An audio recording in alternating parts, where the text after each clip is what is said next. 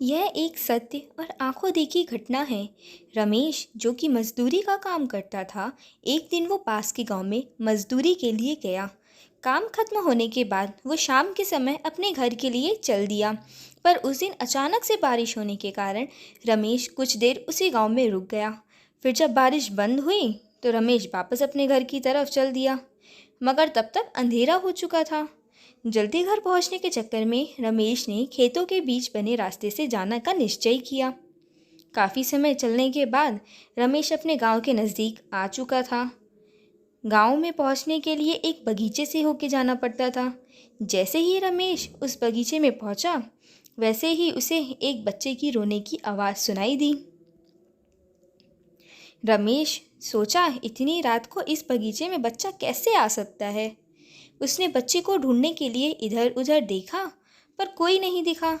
तब उसे ख्याल आया कि हो सकता है कोई औरत किसी काम से बगीचे में अपने बच्चे को साथ लाई होगी, इसलिए वो अपने घर की तरफ चल दिया। पर जैसे वो आगे बढ़ते जा रहा था, बच्चे की रोने की आवाज़ उसे और ज़ोरों से सुनाई देने लगी।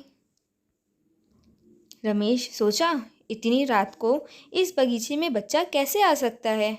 उसने बच्चे को ढूंढने के लिए इधर उधर देखा, पर कोई नहीं दिखा।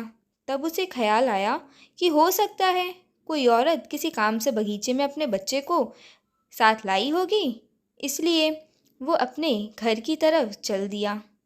पर जैसे जैसे वो आगे बढ़ते जा रहा था, बच्चे की रोने की आवाज़ उसे और ज़ोरों से सुनाई देने लगी।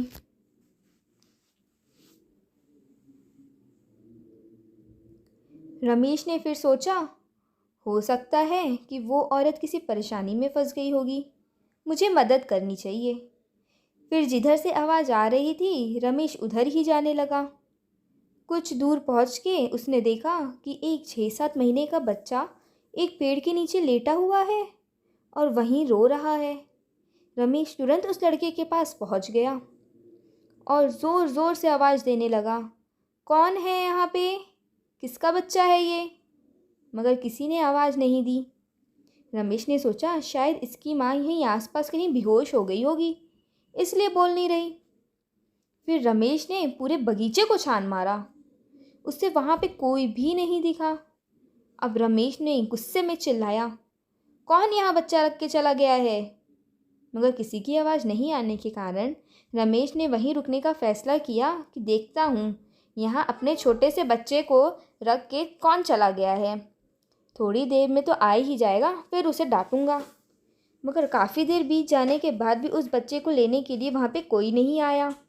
अब रमेश समझ चुका था कि शायद कोई जानबूझ के अपना बच्चा यहाँ पे छोड़ गया है। तब रमेश ने उस बच्चे को गोद में उठाया और घर की तरफ चलने लगा। रमेश रास्ते भर चिल्लाते हुए जा रहा था, कैसे कैसे लोग रहते हैं यहाँ पे, अपने ही बच्चे को अकेला छोड़ के चले गए। गुस्से से वो पूरे रास्ते बड़बड़ाते हुए जा रहा था। तभी रमेश को ऐसा लगा उसे चलने में दिक्कत हो रही है, क्योंकि बच्चा बहुत भारी लग रहा था। मगर रमेश घर पहुंचने की जल्दी में और तेज़ चलने लगा। काफ़ी रात हो चुकी है, जल्दी इस बच्चे को लेकर घर पहुंचा जाए। कुछ कदम चलने के बाद रमेश को ऐसा एहसास हुआ जिसे बच्चे का वजन बहुत ही ज़्यादा बढ़ चुका है और वह बच्चे को उठा के चल नहीं पा रहा था। जैसे ही रमेश ने बच्चे की तरफ देखा,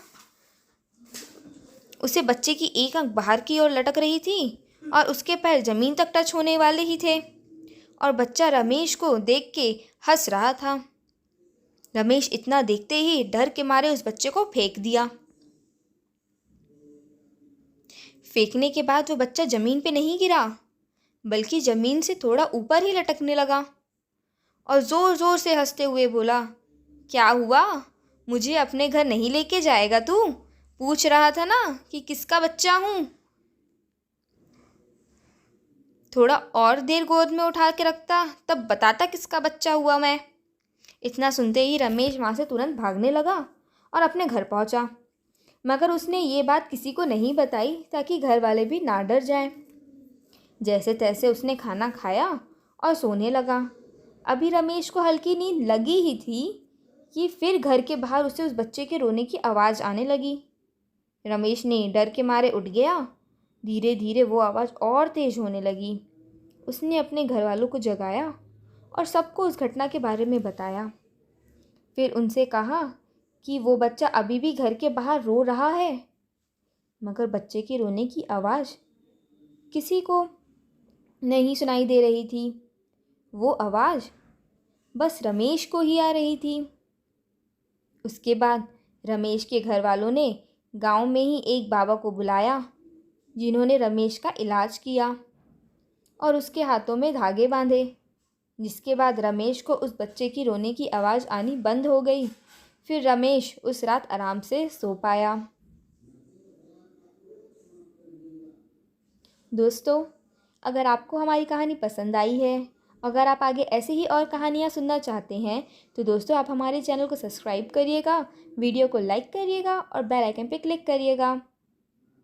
थैंक यू।